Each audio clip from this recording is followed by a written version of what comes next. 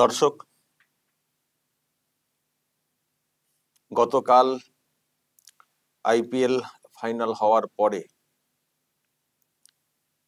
RCB champion হওয়ার পরে ব্যাঙ্গালোরে একটা বিরাট উচ্ছ্বাস আমরা দেখছি গত রাত থেকেই। আমি আজকে সকালে একটা ভিডিও তৈরি করেছিলাম যে ওখানকার মানুষের মধ্যে কতটা আবেগ তৈরি হয়েছে, কারণ 18 বছর পরে একটি শহরের নামের সঙ্গে জড়িত টিম চ্যাম্পিয়ন হলো আইপিএল, এবং যে টিমের একজন গুরুত্বপূর্ণ সদস্য হচ্ছেন বিরাট কোহলি। তো সেই উচ্ছ্বাস যা সব হয়েছে সেই সব নিয়ে আমি একটা ভিডিও করেছি সকালে, কিন্তু বিকেলে মানে বেলাতে যা সব খবর পেলাম সেটা হচ্ছে খুবই খারাপ। ছিল একটা আনন্দের ব্যাপার, হয়ে গেল বিষাদ। আনন্দের সুর থেকে বিষাদের সুর হয়ে গেল। টিমটা চ্যাম্পিয়ন হওয়ার পরে টিমকে সংবর্ধনা দেওয়া বা এইসবকে কেন্দ্র করে এমন সব করা হয়েছে শহরে যে পদপৃষ্ট হয়ে অনেকের প্রাণ চলে গেছে। 10+ এখনো পর্যন্ত যে খবরটা সামনে এসছে। ওখানে যে স্টেডিয়াম রয়েছে, চিন্নাস্বামী স্টেডিয়ামে আপনারা দেখছিলেন একটা সংবর্ধনা জ্ঞাপন অনুষ্ঠান ছিল। তো সেখানে এই যে আমি একটা ভিডিও ছোট্ট দেখাচ্ছি, মানে যেসব ভিডিও সামনে এসছে কোলে করে নিয়ে ছোটা বাচ্চাকে, মানে পদপৃষ্ট হয়ে যে বিষয়গুলো ঘটেছে, এটা হচ্ছে স্টেডিয়াম। তো স্টেডিয়ামে সংবর্ধনা দেওয়া হবে, বিরাট কোহলিকে দেখবো, টিমকে দেখবো, এই নিয়ে একটা আলাদা আবেগ ছিল। আবেগ থাকারই কথা, আবেগটা কোনো দোষের না। তো সেখানে এত লোকজন হয়ে গেছিল, পুলিশ লাঠিচার্জ করেছে, তাতে হুড়োহুড়ি হয়েছে, ব্যাস পদপৃষ্ট হয়ে অনেকের প্রাণ চলে গেছে। ফলে গত রাত পর্যন্ত যেটা আনন্দের ছিল, বা সকালের দিক পর্যন্ত যেটা আনন্দের ছিল, যেটা উদযাপনের বিষয় ছিল, সেটা হঠাৎ করে একটা বিষাদের একটা ব্যাপার হয়ে গেল। দর্শক, তবে এখানে আমি কয়েকটা প্রশ্ন তুলব। আমি প্রথমেই যে কথাটা বলতে চাই, যে ঘটনা ঘটেছে, এই যে অনুষ্ঠানটা দেখছেন, এটা হচ্ছে স্টেডিয়ামের অন্দরে সম্ভবত। হ্যাঁ, যে ঘটনা ঘটেছে এই খবর তো নিশ্চয়ই বিরাট কোহলিদের কাছে ছিল, টিমের কাছে ছিল, কিন্তু যেটা খবর পাচ্ছি যে এই ঘটনা ঘটার পরেও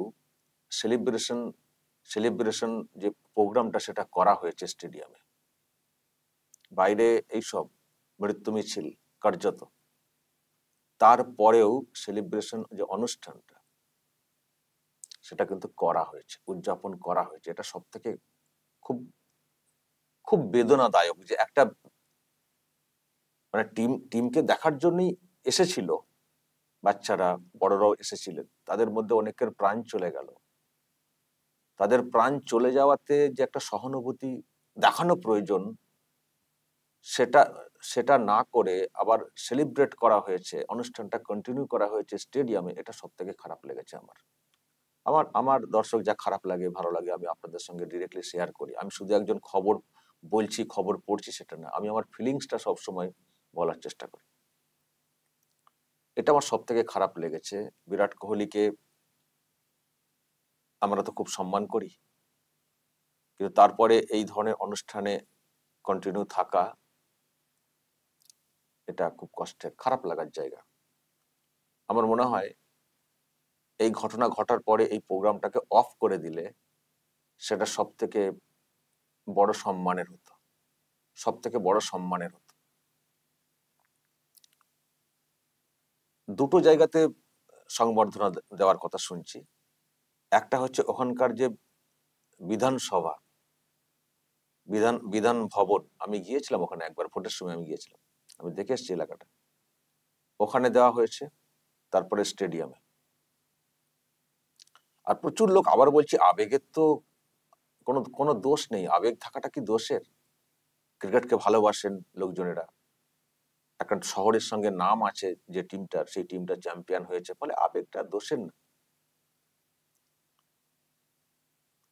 কিন্তু আমি দর্শক যেটা খোঁজ খবর নিলাম বা আরো সব মিডিয়াতে দেখলাম, এই আবেগটাকে একটা অন্যভাবে কাজে লাগাতে চেয়েছিল ওখানকার সরকার পক্ষ, শাসক, ইন্ডি জোটের বড় শরিক কংগ্রেস। এটা আমি খবরটা পেলাম যে একটা টিম জয়ী হয়েছে, সেই টিমটা একটা কমার্শিয়াল টিম, কিন্তু একটা কমার্শিয়াল টিম হতে পারে একটা শহরের নামের সঙ্গে জড়িত, একটা প্রাইভেট একটা সংস্থা, সরকারি কোনো উদ্যোগ না, ওটা কিন্তু কর্ণাটকের সরকারি কোনো টিম না, যেমন আছে না বেঙ্গল টিম, কর্ণাটক টিম, এরকম টিম না, বা কলকাতা এই ব্যাঙ্গালোর পৌরসভার টিম, এটা কিন্তু কোনো সরকারি টিম না, একটা বেসরকারি টিম, যেমন KKR একটা, এটা একটা বেসরকারি টিম, কিন্তু মিল আছে এখানের সঙ্গে অনেক। এখানে হয়তো ওই ঘটনা ঘটেনি, কিন্তু এখানেও KKR এরা এরা জিতলে এটাকে সরকার তাদের জয় হিসেবে দেখিয়ে একটা অন্য ক্ষীর খাওয়ার চেষ্টা করে, ক্রেডিট নেওয়ার চেষ্টা করে, কিন্তু সরকারের সঙ্গে এইসব টিমের কোনো সম্পর্ক নেই, কোনো সম্পর্ক নেই। এগুলো সব এক একটা কমার্শিয়াল ব্যাপার। এমনকি আমি, ধরুন দর্শক যদি বলি, যেমন কলকাতা মাঠের কতগুলো ক্লাব আছে, মোহনবাগান, ইস্ট বেঙ্গল, মোহামেডান স্পোর্টিং, আরো অন্যান্য, তাও তার একটা আলাদা আছে, আলাদা আবেগ আছে, একটা ঐতিহ্য রয়েছে ক্লাবগুলো, মানে এই ধরনের ক্লাবের কোনো কিছু হলে, কারণ এই ক্লাবগুলোকে সরকার পক্ষ সাহায্য করে থাকে অনেক সময়, ফলে সেখানে সরকারের একটা মানে ক্রেডিট নেওয়ার জায়গা থাকতেও পারে, যে আমরা পরিকাঠামো উন্নত করেছি, এই করেছি সেই করেছি, সুতরাং চ্যাম্পিয়ন হয়েছে, ভালো হয়েছে, আমাদের উদ্যোগের একটা সাফল্য। কিন্তু IPL যেসব টিমগুলো খেলছে, এটা একটা কমার্শিয়াল একটা ব্যাপার। আমি কালকেই বলেছি যে হয়তো, আমি এটাও বলেছি যে একটা কমার্শিয়াল লিগ, কিন্তু তবুও একটা, যেহেতু খেলাকে আমরা খুব ভালোবাসি এবং শহরগুলোর নাম জড়িত আছে, সেজন্য আমাদের আমাদের মধ্যে একটা আলাদা আবেগ কাজ করে।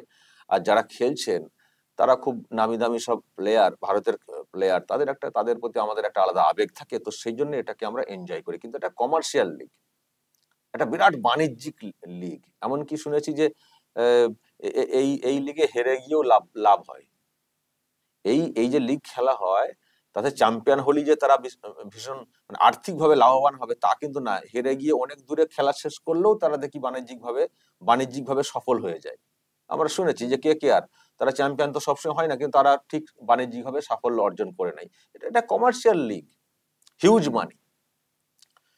কিন্তু এখানকার শাসককে আমরা দেখেছিলাম, KKR যখন চ্যাম্পিয়ন হয়েছিল, তাদেরকে সোনার সোনার একটা করে চেন দেওয়া হয়েছিল সরকারি উদ্যোগে, সেটা নিয়ে প্রশ্ন তৈরি হয়েছিল KKR যখন প্রথমবার চ্যাম্পিয়ন হয়েছিল।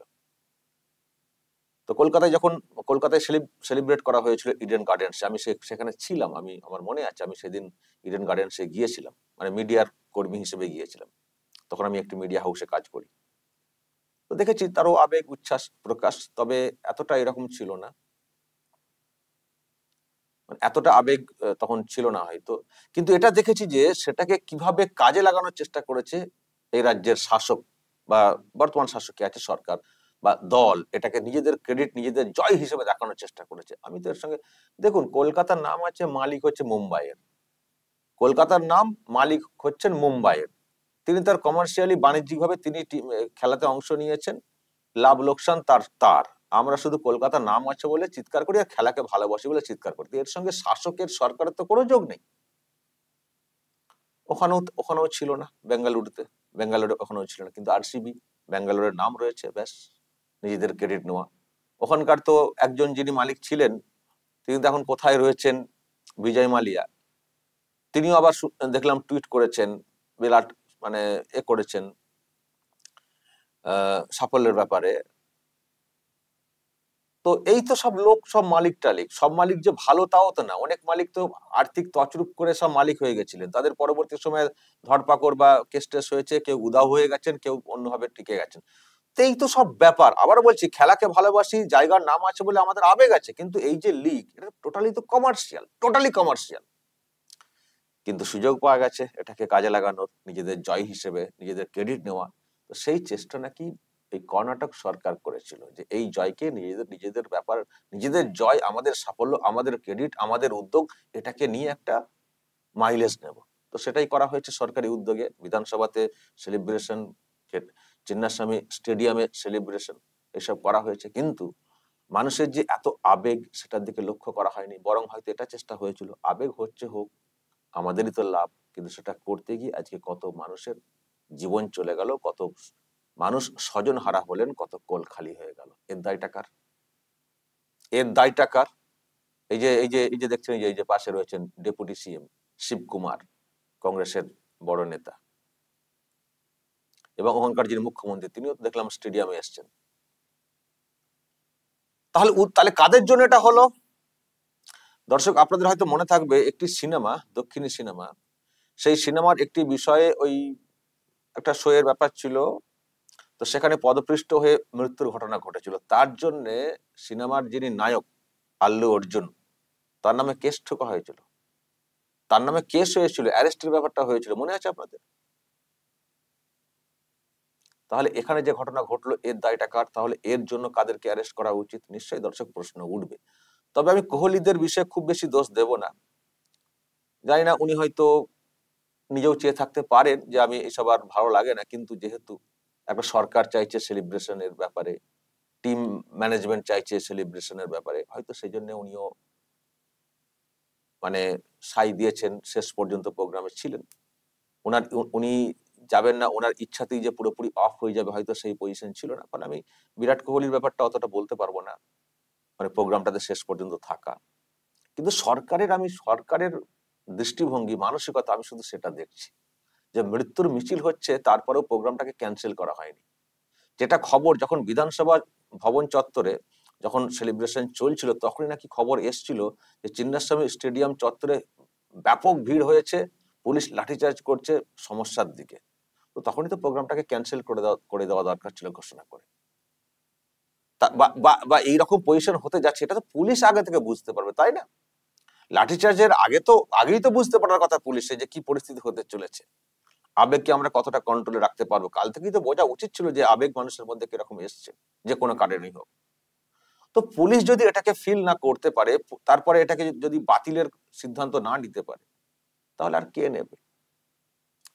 কে নেবে? আমার দর্শক, ওটা যেটা মনে হচ্ছে যে সরকার চেয়েছিল যা হচ্ছে হোক, আমরা এই আবেগকে কাজে লাগাবো। এটা তো আমরা দেখছি যে মানুষের বিশাল আবেগ রয়েছে, চলো এটাকে আমরা নিজেদের জয় হিসেবে কাজে লাগাই। তো সেটা করতে গিয়ে আজকে এই সর্বনাশটা হয়ে গেল। শুধুমাত্র নিজেদের ক্ষীর খাওয়ার চেষ্টা, আবেগকে নিজেদের দিকে টানার চেষ্টা, ঝোল টানার চেষ্টা, সেটা করতে গিয়ে একটা কমার্শিয়াল লিগ, একটা কমার্শিয়াল দল, যার সঙ্গে সরকারের কোনো যোগ নেই, সেটার চ্যাম্পিয়ন ব্যাপারটাকে এইভাবে সেলিব্রেট করতে গিয়ে আজকে এই রকম হয়ে গেল। আবারও বলছি, এই ক্ষীর খাওয়ার দিক দিয়ে আমি দুটো সরকারের খুব মিল পাচ্ছি। এখানকার সরকার আর এই কর্ণাটকের কংগ্রেস সরকার, খুব মিল পাচ্ছি। শুধু এখানে দুর্ঘটনা ঘটেনি, ওখানে ঘটে গেছে, কিন্তু বিষয়টা এক, উদ্দেশ্য এক, ওই লোকের জয়কে নিজের দিকে টেনে নিয়ে ক্রেডিট নেওয়ার যে ইচ্ছেটা, সেটা কিন্তু এক। দর্শক, বলবেন যদি আপনাদের এই নিয়ে কিছু বলার থাকে, অবশ্যই বলবেন কমেন্ট বক্সে। নজর রাখবেন আরামবাগ টিভিতে।